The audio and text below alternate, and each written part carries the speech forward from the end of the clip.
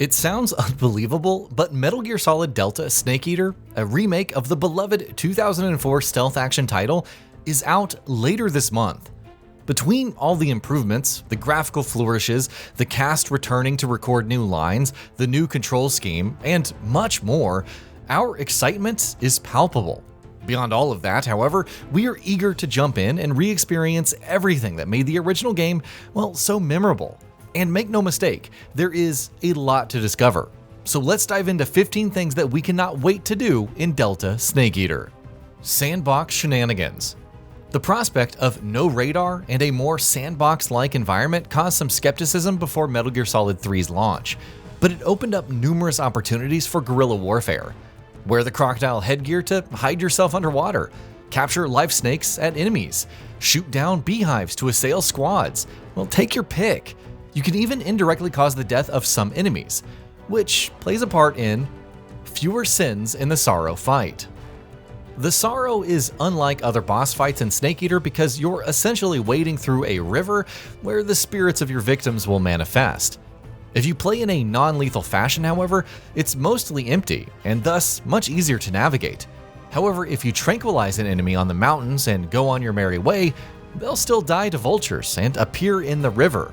There are even more terrifying details to discover, but honestly, we'll leave that as a surprise for the remake. Fun with death and revival pills. Of course, if you want to get through the Sorrow's fight quickly, use the fake death pill at the beginning of the fight. Drowning in the river also works. Use the revival pill afterwards, and it's over. The fake death pill can also be used in other circumstances, like evading guards and even fooling bosses, though it's not guaranteed to work against everyone. Non-lethally defeating bosses. Despite how uniquely diverse the Cobra unit is, they, and many other bosses, share a common trait: a stamina meter. Depleting their life is enough to end the fight, but if you deplete their stamina, it counts as a non-lethal kill. Not only is this essential for non-lethal playthroughs, but it even produces some special rewards.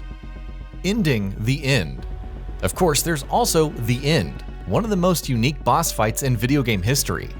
There are so many ways to defeat him, but perhaps the most effective back in the day was to set your console's system clock forward, causing him to die of old age. Whether that will work in Delta Snake Eater or not, there are other strategies to ensure a swift end for the end. Reichovs mask.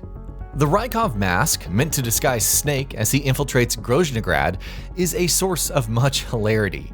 Meant to mirror Raiden from Metal Gear Solid 2, it elicits some funny reactions from characters. It's probably not the best option when sneaking around though, since guards can spot Snake more easily. Perhaps most hilariously is when you actually encounter Reichov himself while wearing the mask and a scientist's outfit. Destroying the Hind early.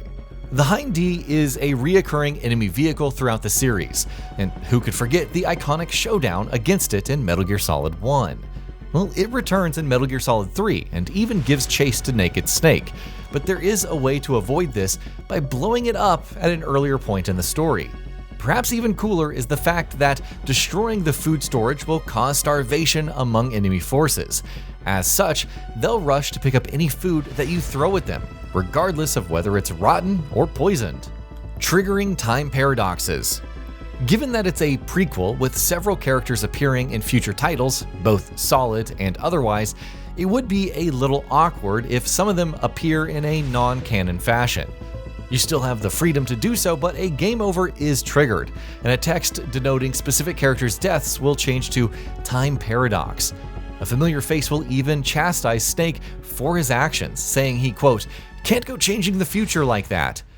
Suffice it to say that we're keen to try this out in the remake. Finding all the Keratins. It wouldn't be a Metal Gear Solid 3 remake without the Keratins. There are dozens to discover, and you'll want to do so for some sick unlockables. Fortunately, there is an easy way to do so: the GAKO Camo. The cartoon duck is a counterpart to Keratin, and if equipped, the sound of the frogs rings out, loud and clear. You also receive a, rather interesting response from the paramedic if you call her while wearing it. Unlocking the Infinity face paint and stealth camo. Capture an extremely rare snake called the Tsuchinoko and take it to the very end. To unlock Infinity, face paint that grants unlimited ammo to every weapon. There's also the stealth camo, unlocked by shooting all the Keratins on a single save or completing the game without triggering any alerts. It turns Snake invisible, and while you're not completely undetectable, it's still very reliable, especially during certain boss fights. Finding the 3 special snakes. Taking your eye off the ball in the final battle may not seem like the best idea, but it's well worth it to find 3 mysterious snakes exclusive to the location. Their names? Solid, Liquid, and Solidus. Not so subtle foreshadowing, but it's powerful all the same.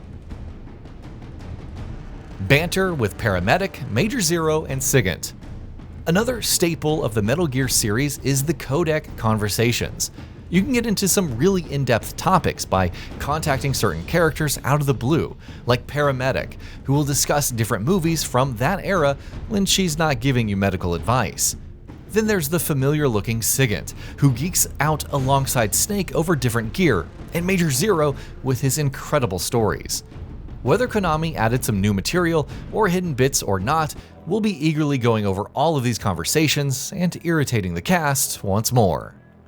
Starting a new run with unlocked items. Of course, the Infinity face paint and stealth camo are only a few examples. Similar to other games in the series, Metal Gear Solid 3 awards different items depending on conditions fulfilled during your playthrough. For example, there's a particular weapon that's granted simply for clearing the game, and triggers some rather humorous radio dialogue when it's equipped. These can be carried over into New Game Plus, providing a significant advantage and even maybe some new tactics.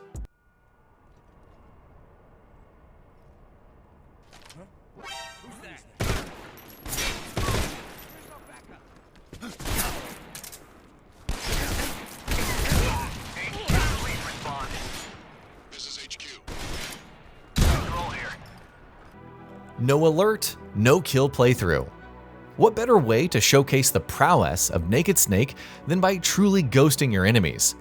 No kills, no alerts for an entire playthrough can be challenging, but it's possible, and a true test of one's Metal Gear mastery, especially if you're aiming for Foxhound rank on the highest difficulty. Climbing the ladder. But above all else, the revamped visuals, the new over-the-shoulder camera, the quality of life features, we are looking forward to the iconic ladder climb at the end. Will it be as memorable, especially with Cynthia Harrell returning to sing a new version? We'll find out when Delta Snake Eater launches on August 28th for Xbox Series X and S, PS5, and PC. And that'll be about it for this one. If you guys like what we're doing at GamingBolt, please consider subscribing to our channel, and I'll see you guys on the next video.